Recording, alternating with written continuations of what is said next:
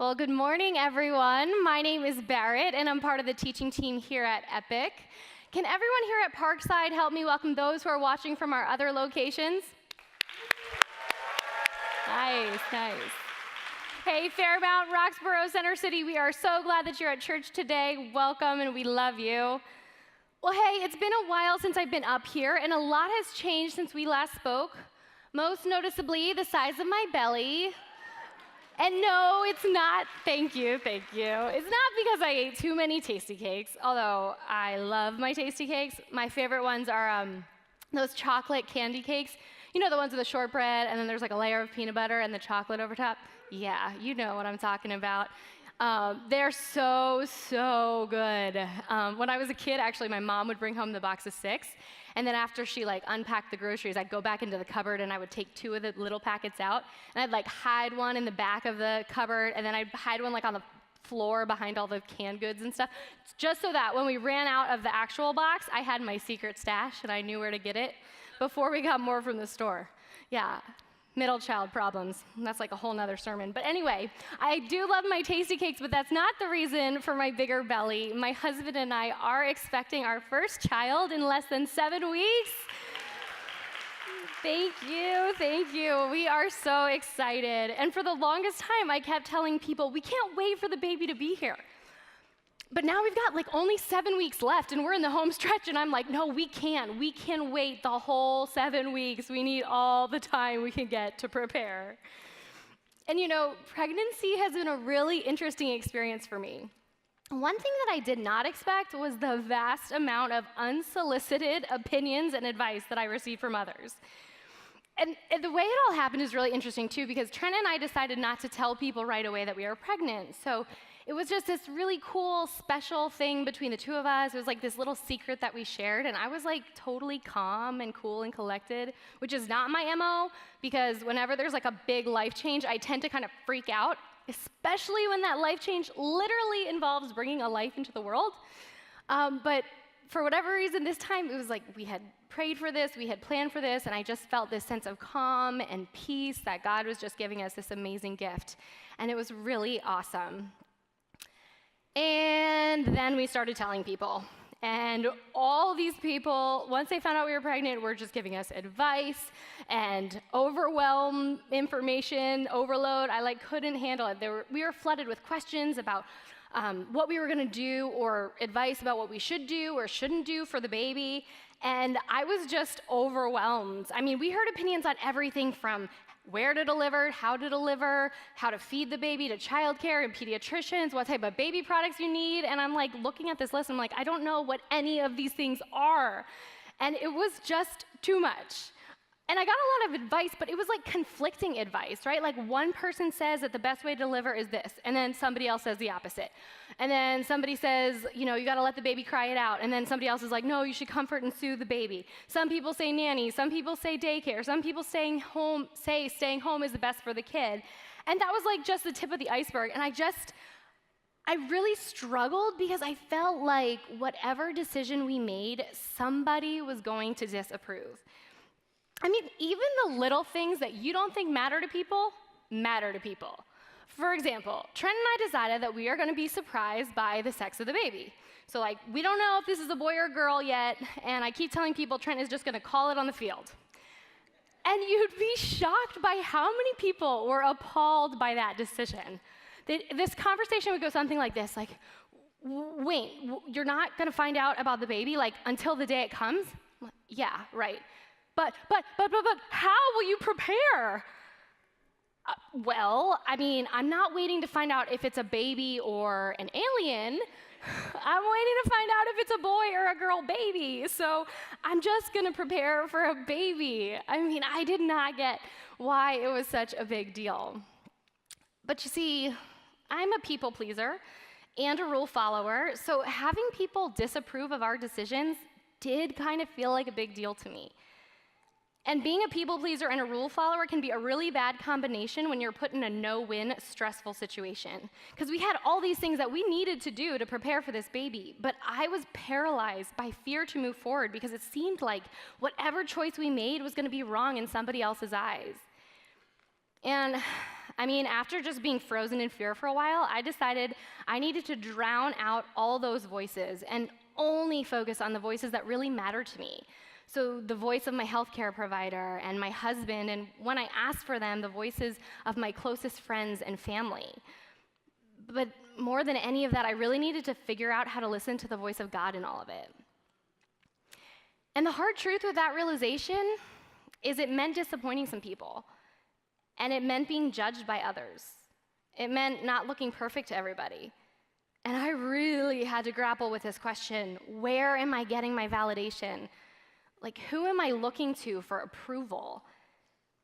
And the truth is that we all struggle with this need for approval and validation in one way or another. Some of us are looking for it from our parents, right? Like, maybe if we do just a little bit better, then Dad will finally tell me he's proud of me.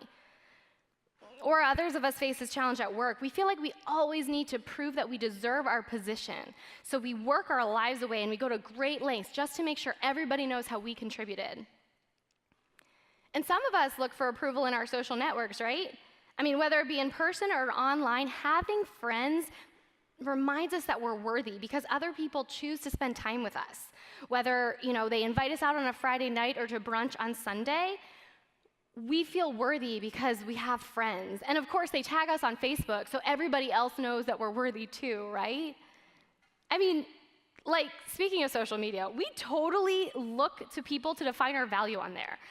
We measure how many likes we get, and that's our worth. Come on, you guys know you do this, right? You post, and then you keep checking back every 2 minutes to see how many likes you got. And it's been 5 minutes, and you're like, what? Only 5 likes? No loves, no shares? What did I do wrong? What's wrong with me? I mean, why is this so important to us? Well, here's what I've discovered to be true. The need for external validation comes from an internal fear that we're just not enough. Because we fear that deep down we don't measure up. And so we look to others to tell us that we are, in fact, enough. And we all do this in one way or another, whether it's with family or friends or work or school, because it's basically part of our culture. But what if there's another way to feel validated, to find approval?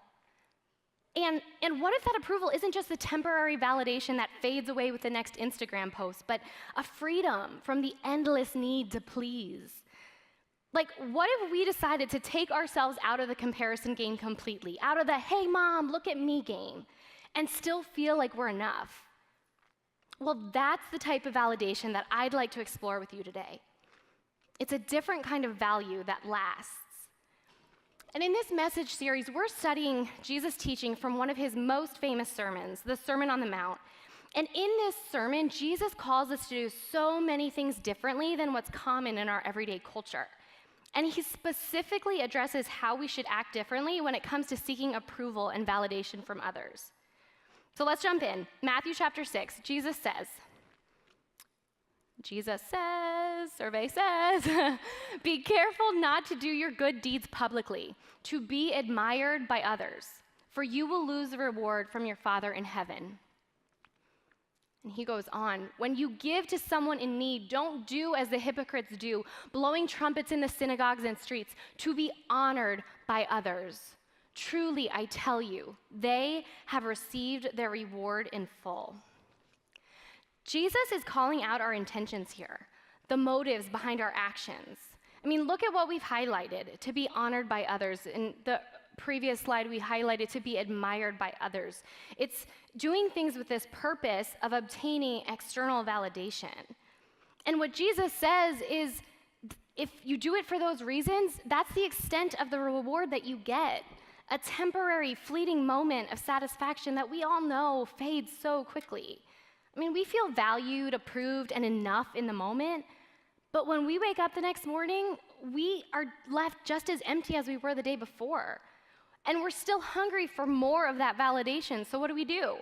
We keep going after it, after the next thing that's gonna give us that temporary feeling of approval. It's almost like an addiction we can't stop.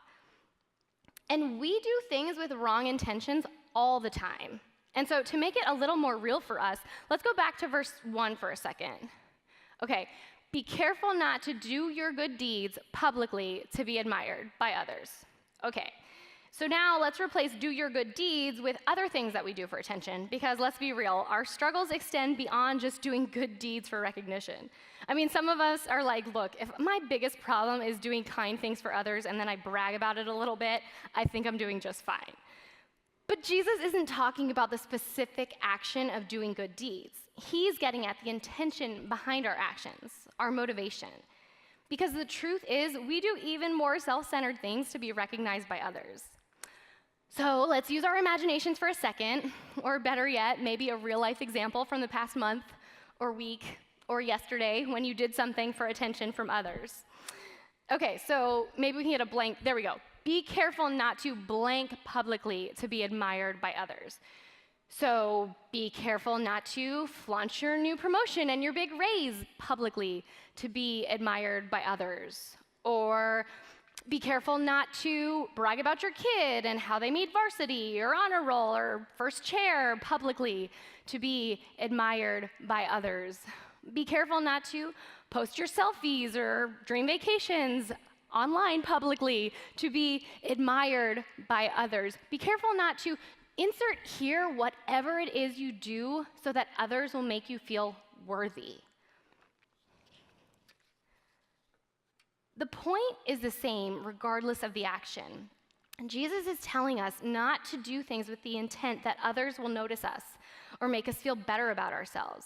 And Jesus' main point here is this: it's not about what your actions do for other people, it's what your intentions behind those actions do to your own heart.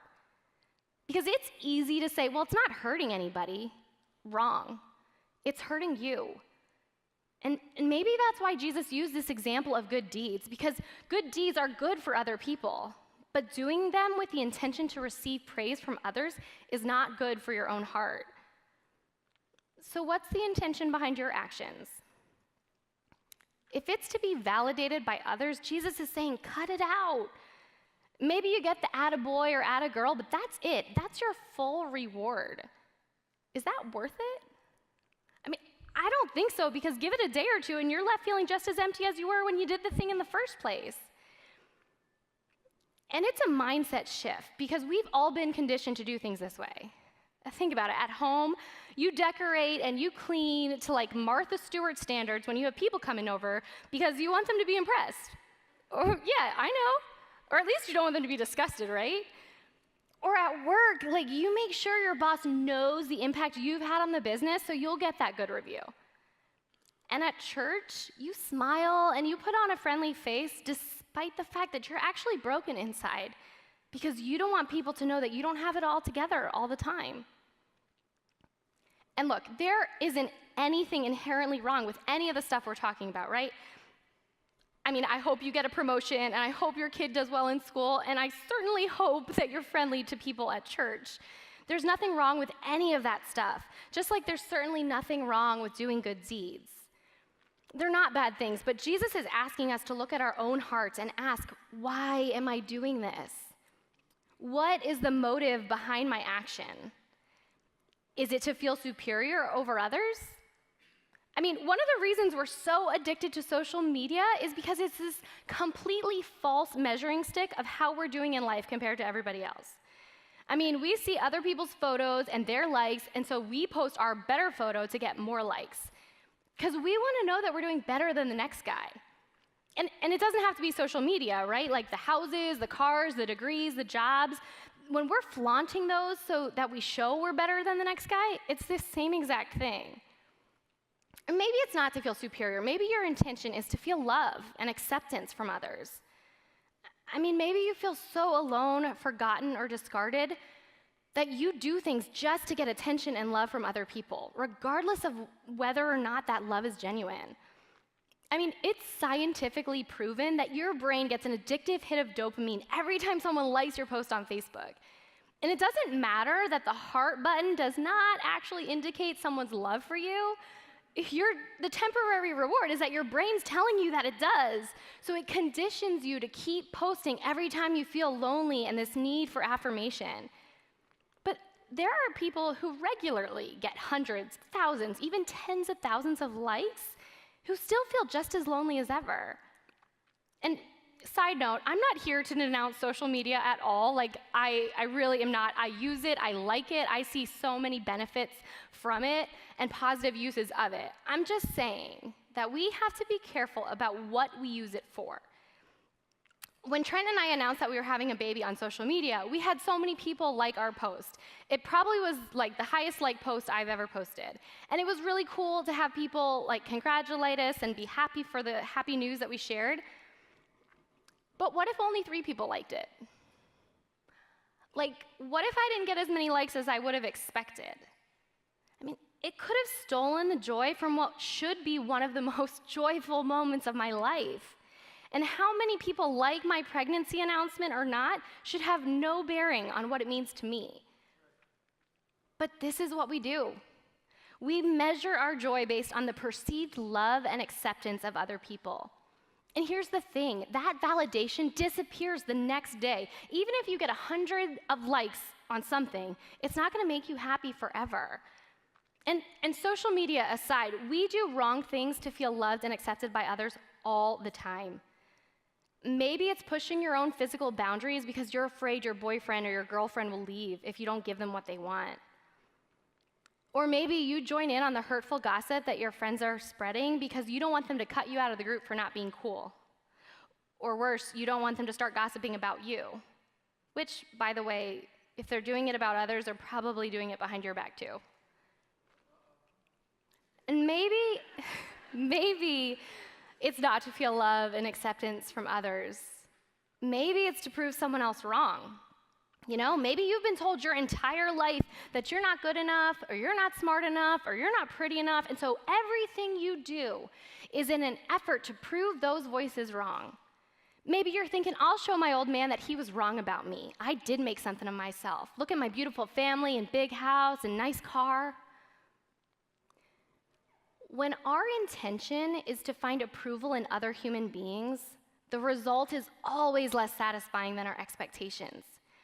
The approval fades, and then we're left emptier than we were before, which is why Jesus gives us another option. He goes on, but when you give to someone in need, don't let your left hand know what your right hand is doing.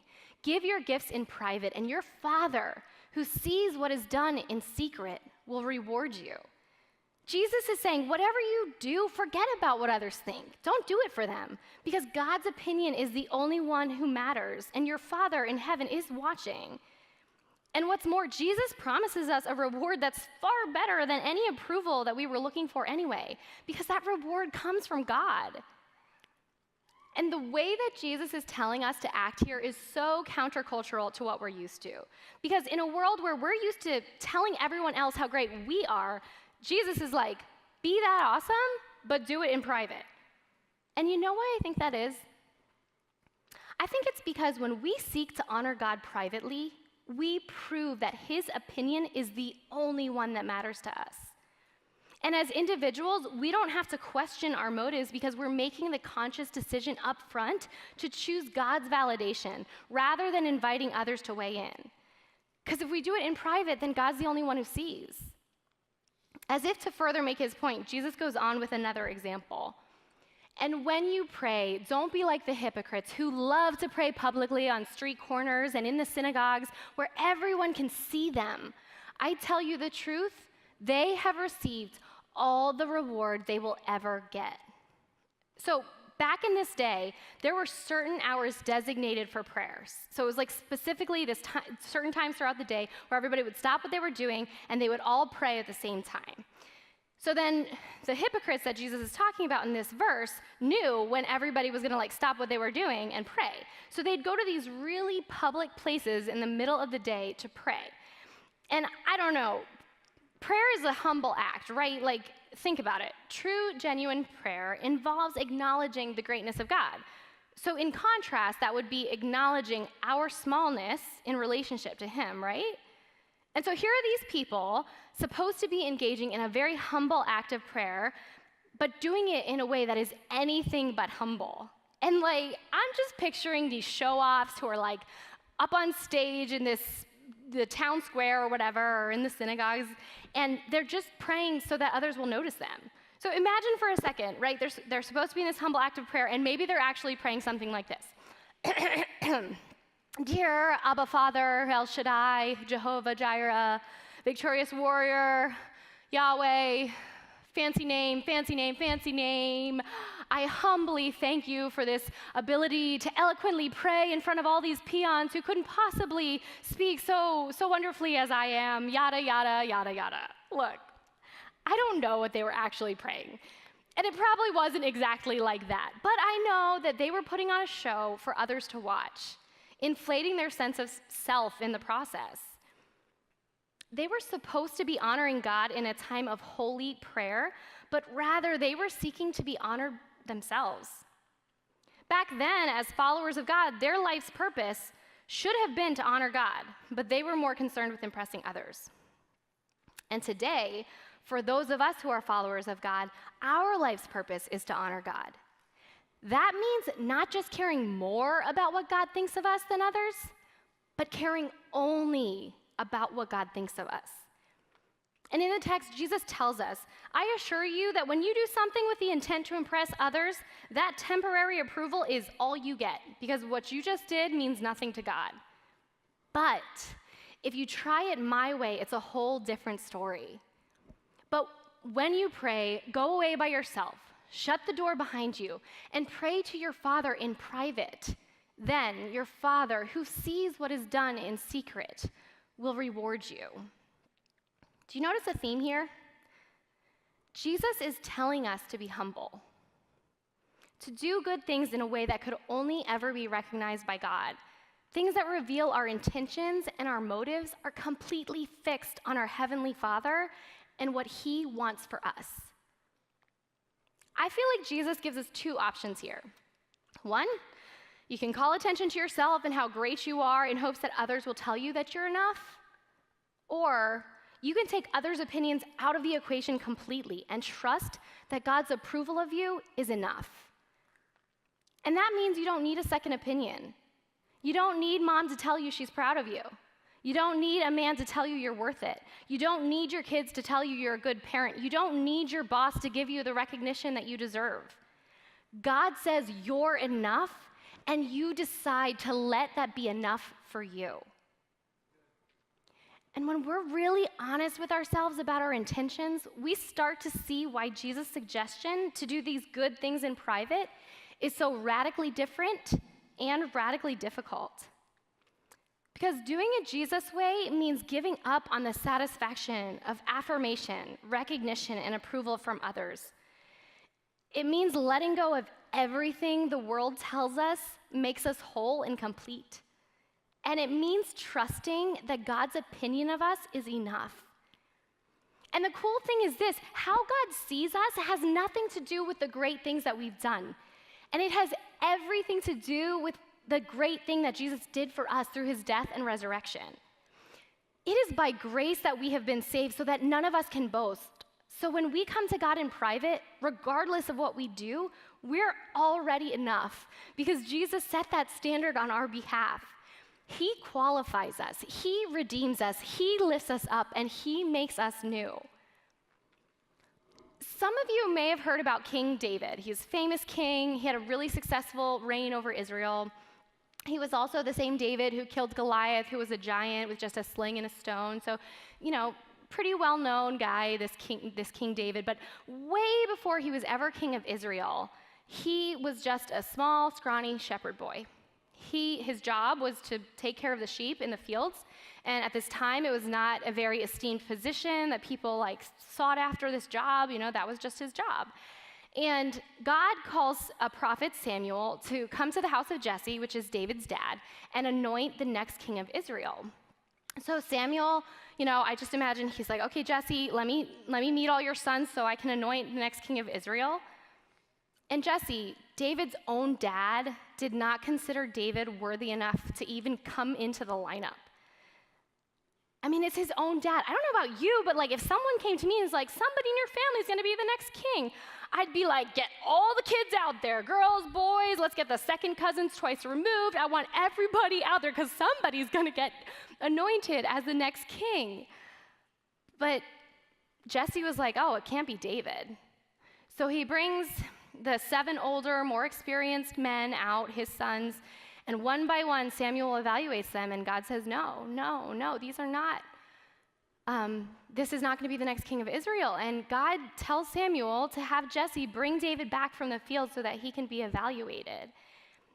And then he anoints him as king of Israel. And so God chose this young, inexperienced shepherd boy to lead his people. Why? Well, he tells us in 1 Samuel 16:7, "For the Lord does not look at things people look at. People look at the outward appearance, but the Lord looks at the heart." God is looking at your heart. Is your heart after a God? Is your heart after God, or is it a heart after people's approval? Jesus tells us that if we seek to honor God in private, then he will reward us. But what does that reward look like? Well, spoiler alert, the text doesn't actually say explicitly, but it does promise a reward from God if we trust Jesus to do it his way. But as I've been thinking about God's reward in the context of giving up the need to be validated by others, I wonder if part of it is freedom from expectation. Think about that for a second. Freedom from expectation. What if the reward is no longer having to keep up with the Joneses? What if the reward is taking yourself out of the rat race completely? I'm starting to think the reward is the peace that comes from being able to be exactly who God created you to be without the unwelcome opinions of outside influence. I love this inspiring short story that illustrates this freedom in Trina Paulus' book, Hope for the Flowers. It's an amazing short story. It takes like 20 minutes to read. There's so much in there. I'd recommend anybody read it. But in this book, she details the lives of 2 caterpillars, Yellow and Stripe. And in the story, Yellow and Stripe encounter this big caterpillar pillar. And it is just what it sounds like, a pillar of caterpillars climbing on top of each other. And they're all climbing up, and when you look up, you can't see above the clouds, like what's at the top? What are they all climbing towards? But Yellow and Stripe both see this caterpillar pillar, and they're like, well, it has to be worth it. Whatever's up there must be awesome. Otherwise, why would everybody be climbing? So they both start climbing the caterpillar pillar. And as they get higher and higher, the competition becomes more and more ruthless, right? People are shoving each other out of the way. The caterpillars are stepping on each other. A few get tossed off the pillar completely. And at some point, Yellow, the one caterpillar, just decides this can't be worth it. Whatever's up there can't be worth the toll that it's taking on me and those around me. So she climbs back down.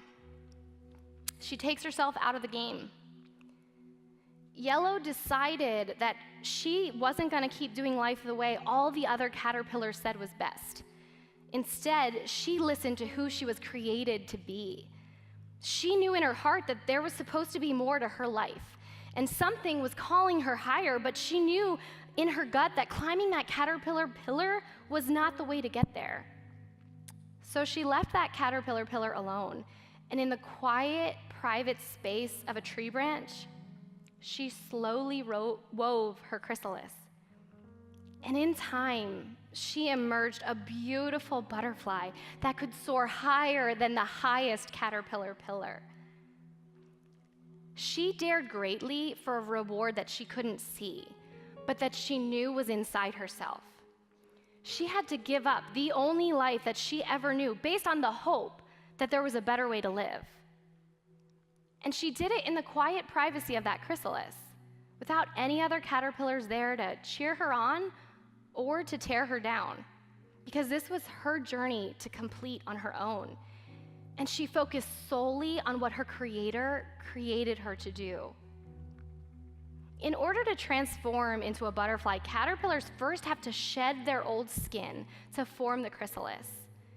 Yellow had to surrender her caterpillar life without proof of what the reward would be. And inside the chrysalis, all the caterpillar cells transform into butterfly cells. And this is what the scientists call metamorphosis. And this metamorphosis takes time, weeks of waiting, where there is no visible movement, change, or reward. Sometimes doing life God's way is like that. God is inviting you to give up the only life you've ever known for a hope of a better way to live. And the truth is, an outsider looking in may not see an external reward, but God sees our heart. He's changing us from the inside out, and in time, a butterfly will emerge. But too many of us aren't willing to risk what's comfortable and accepted for hope of a better life. Remember that other caterpillar, Stripe? Well, he kept climbing that caterpillar pillar until he was almost to the very top. When, as Trina Paulus writes, he heard a tiny whisper from the top. "There's nothing here at all." It was answered by another, "Quiet, fool. They'll hear you down the pillar. We're where they want to get. That's what's here." Stripe felt frozen. To be so high and not high at all.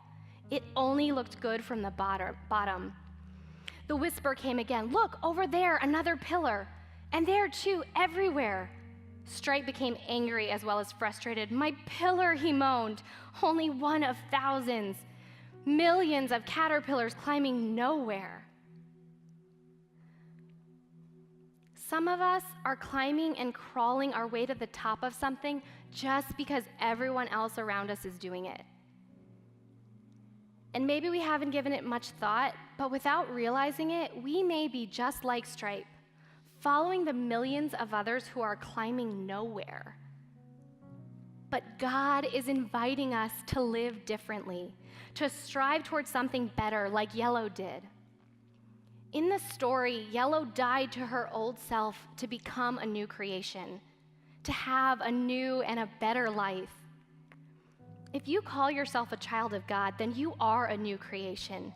2 Corinthians 5:17 says, "The old has gone and the new has come." When you accepted new life in Christ, it means you are complete in Him. So when are we going to stop looking to others for validation and simply trust God when He says that we're enough? I think now is a really good time to start. Let's pray. Dear God, we thank you for the opportunity to be new in you. We thank you for this invitation to let go of the expectations that the world puts on us, Lord, this need to please and to find approval in external sources, God. I pray that this week we would choose to tap into our internal source of strength and approval and validation that has nothing to do with how good or not we are, Lord God, but that has everything to do with your grace and your mercy, and you tell us that we are enough. I pray that we would leave this place knowing that we are enough in your eyes, and that we would honor you with everything that we do. In your name we pray.